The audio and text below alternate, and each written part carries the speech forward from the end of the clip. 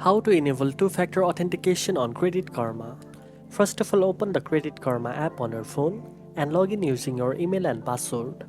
Next, tap on the profile icon or the menu, usually located at the top right corner of the screen. From the menu, select Settings, then tap on Contact and Security.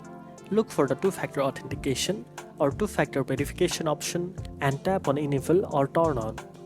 You will be asked to enter your phone number where you want to receive verification codes. Enter your mobile number carefully.